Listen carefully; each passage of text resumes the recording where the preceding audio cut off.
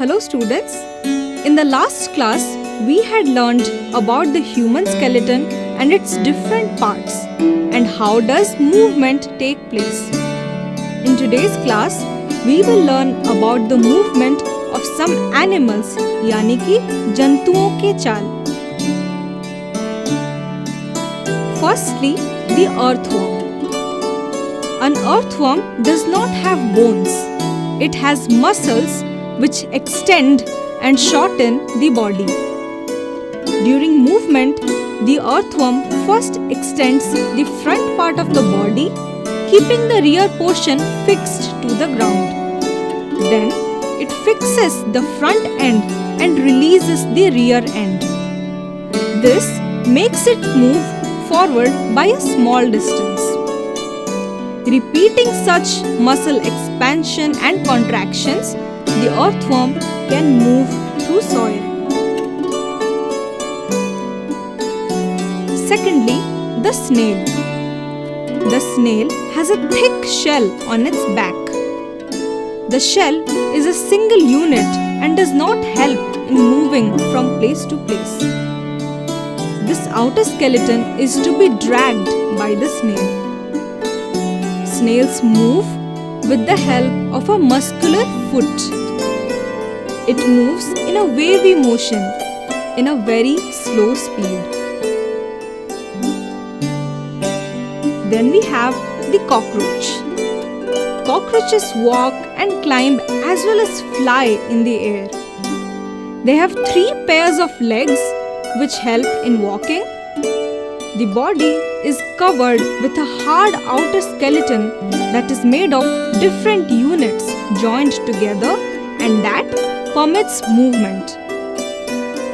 There are 2 pairs of wings attached to its breast. The cockroaches have distinct muscles. Those near the legs move for walking, whereas breast muscles move the wings when the cockroach flies. Next we have birds. The birds can fly because their bodies are well suited for flying. Their bones are hollow and light. The bones of the hind limbs are typical for walking and perching. The bony parts of the forelimbs are modified as wings. The shoulder bones are very strong.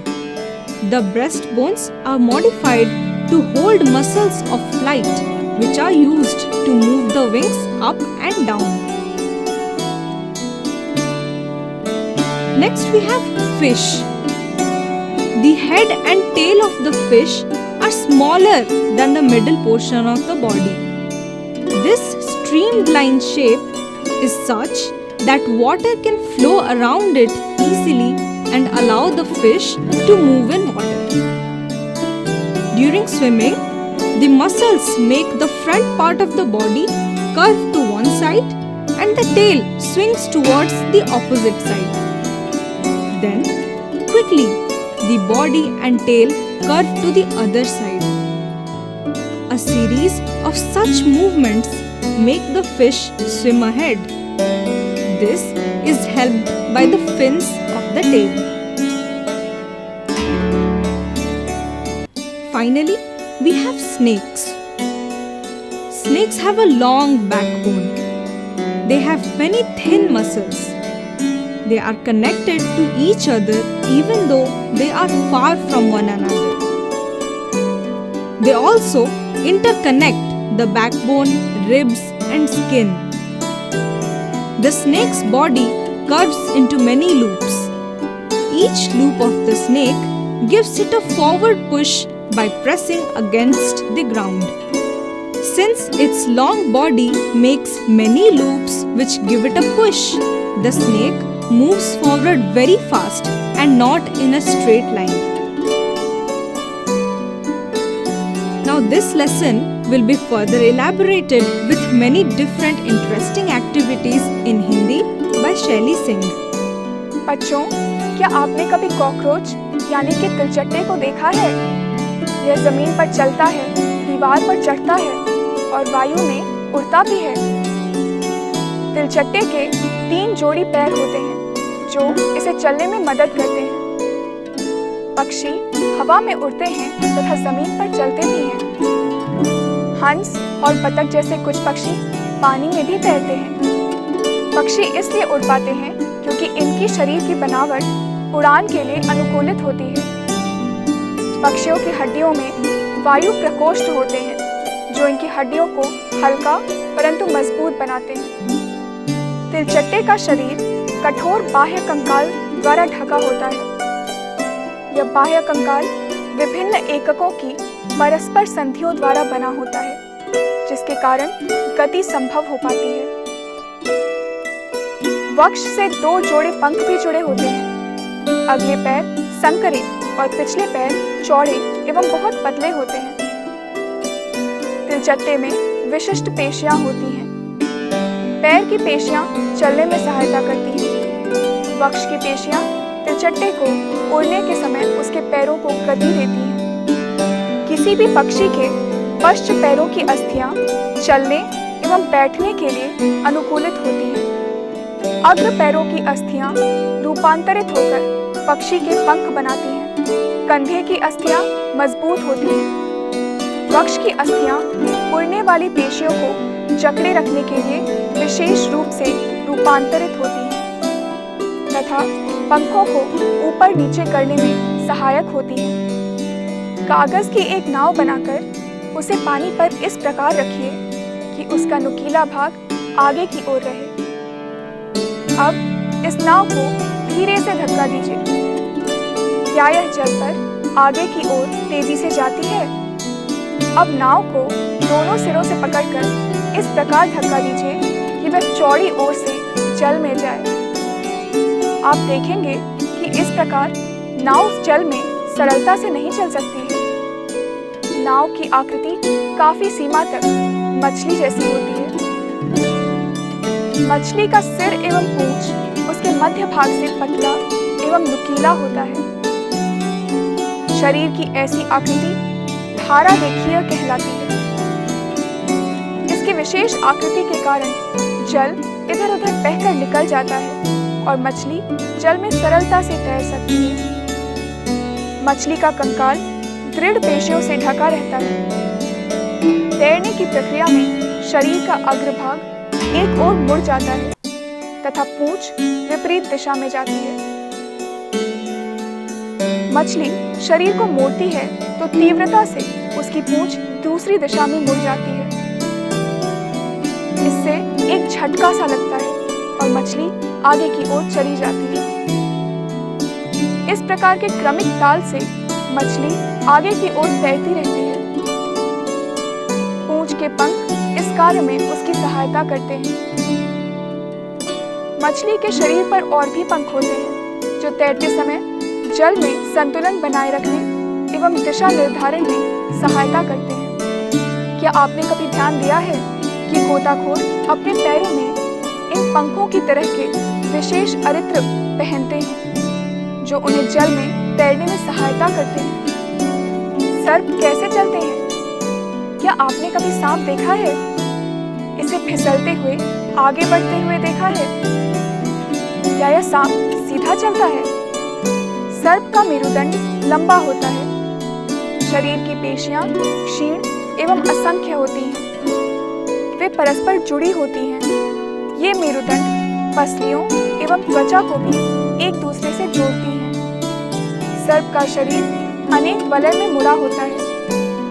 इसी प्रकार सर्प का प्रत्येक वलय उसे आगे की ओर धकेलता है। इसका शरीर अनेक वलय बनाता है और प्रत्येक वलय आगे को धक्का देता है। इस कारण सर्प बहुत तेजी से आगे की ओर चलता है, परंतु सरल रेखा में नहीं चलता। हमारे इस कार्यक्रम में हमने विभिन्न जंतुओं को गति देने वाले अनेक पेशियों और अस्थियों के बारे में जाना। प्रसिद्ध ग्रीक दार्शनिक अरस्तु ने अपनी पुस्तक गेट ऑफ एनिमल्स में स्वयं अपने आप से ऐसे अनेक प्रश्न पूछे थे। हमारे पैरों के मुड़ने का ढंग हमारे हाथों की तुलना में अलग क्यों होता है? अपने क्रियाकलाप में हमने ऐसे अनेक प्रश्नों के उत्तर पाने की कोशिश की है। हमें और भी बहुत सारे प्रश्नों के उत्तर प्राप्त करने होंगे। अब हम इस कार्यक्रम के कुछ प्रमुख शब्दों के बारे में जानेंगे।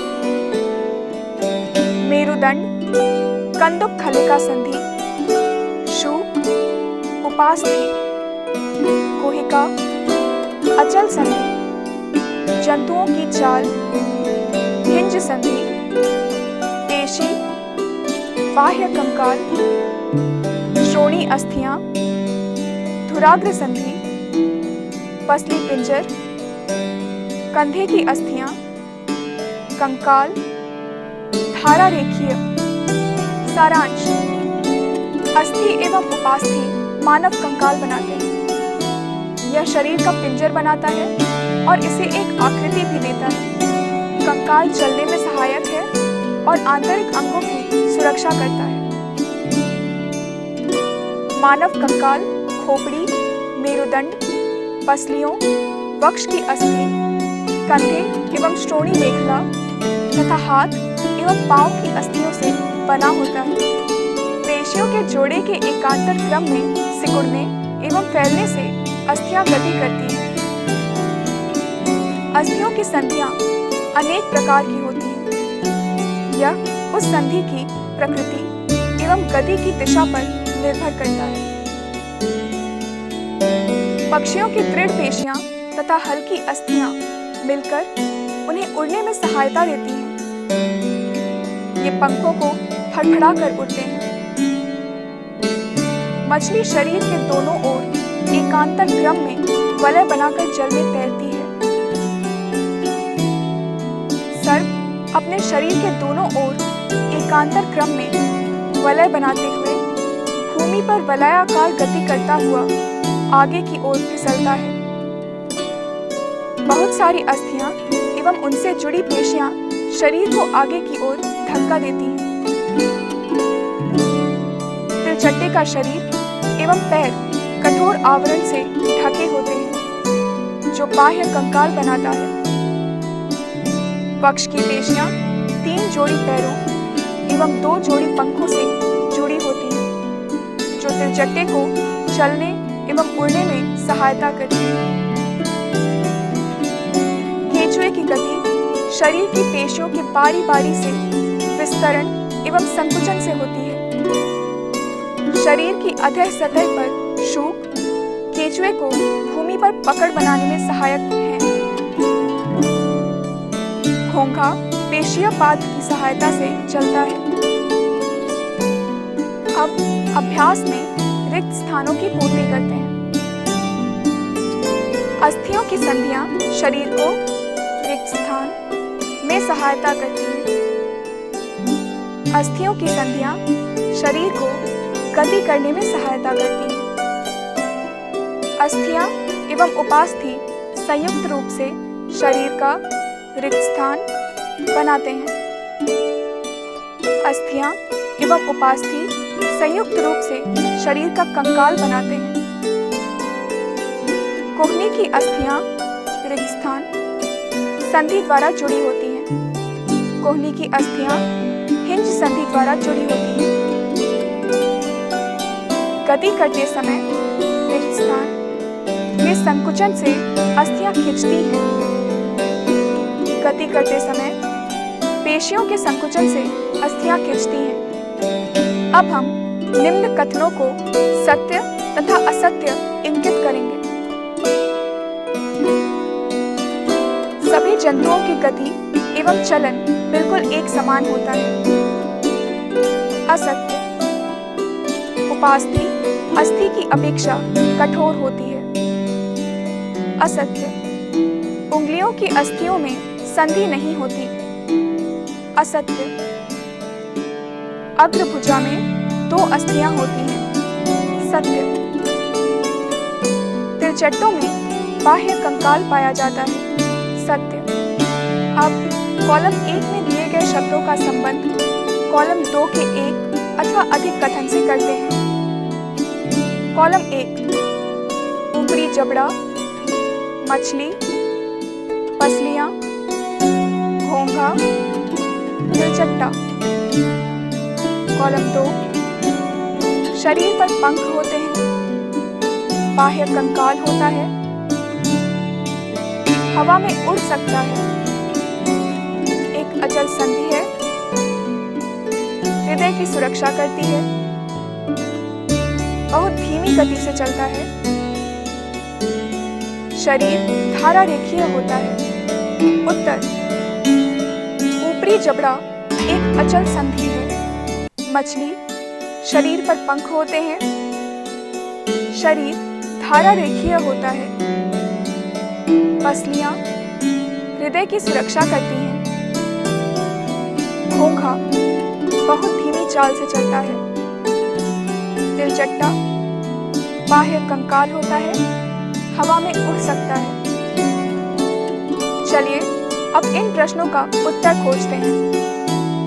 कंदुक खलिका संधि क्या है? दो अस्थियों के मध्य एक ऐसी संधि जिसमें एक हड्डी का सिरा दूसरी हड्डी की गुहिका में स्वतंत्रता पूर्वक चारों ओर घूम सकता है, ऐसी संधि कंदुक खलिका संधि कहलाती है। कपाल की कौन सी अस्थि गति करती है? निचला जबड़ा। हमारी कुहनी पीछे की ओर से क्यों नहीं मुड़ सकती? कुहनी में हिंज संधि होती है। हिंज केवल एक दिशा में गति होने देता है।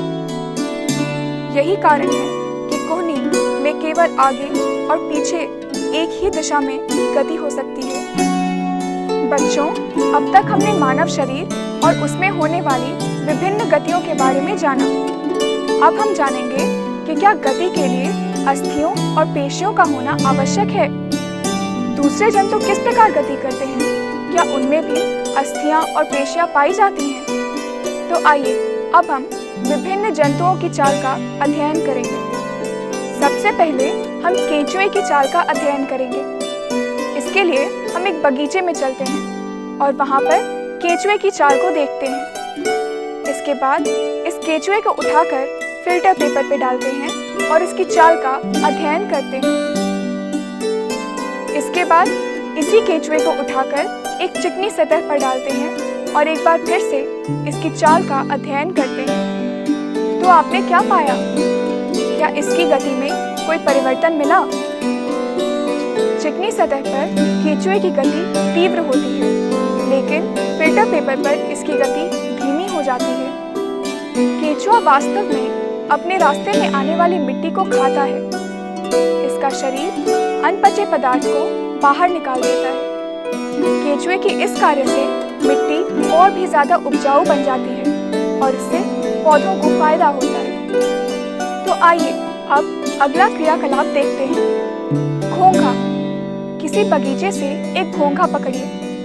क्या आपने इसकी पीठ पर गोल संरचना देखी है? केंचुए का शरीर एक सिरे को दूसरे से सटाकर रखे गए अनेक छल्लों से बना प्रतीत होता है। केंचुए के शरीर में अस्थियां नहीं होती, परंतु इसमें पेशियां होती हैं, जो इसके शरीर से घटने और बढ़ने में सहायता करती हैं। चलने के दौरान केंचुआ अपने शरीर के पश्च भाग को भूमि में जकड़े रहता है तथा अग्र भाग को फैलाता है। इसके बाद वह अग्र भाग से भूमि को पकड़ता है तथा पश्च भाग को स्वतंत्र कर देता है। इसके पश्चात यह शरीर को संकुचित करता है तथा पश्च भाग को आगे की ओर खींचता है। इससे वह कुछ दूरी तक आगे बढ़ता है। केंचुआ इस प्रक्रिया की बार बार पुनरावृत्ति करते हुए मिट्टी पर आगे बढ़ता है।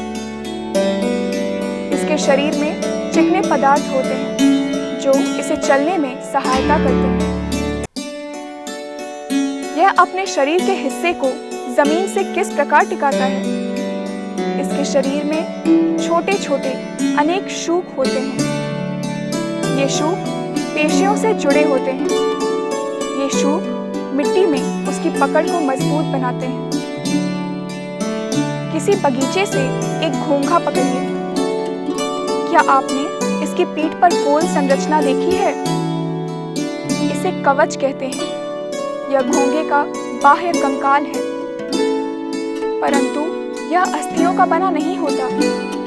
यह कवच एकल होता है और यह घोंघे को चलने में कोई सहायता नहीं करता।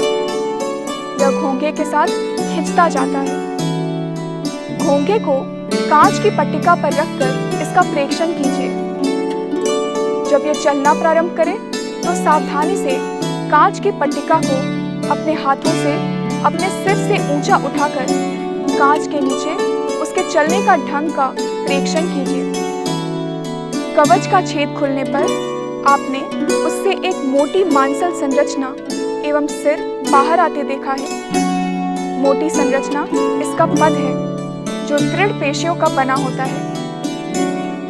अब सावधानी पूर्वक कांच की प्लेट को एक ओर थोड़ा सा झुकाइए। पैर की लहरदार गति दिखाई देती है। क्या घोंघे की गति केंचुए की गति से तीव्र अथवा धीमी है? So today we learnt about the movement of some animals: earthworm, snail, cockroach, birds, fish and snakes. And this brings us to an end of today's class.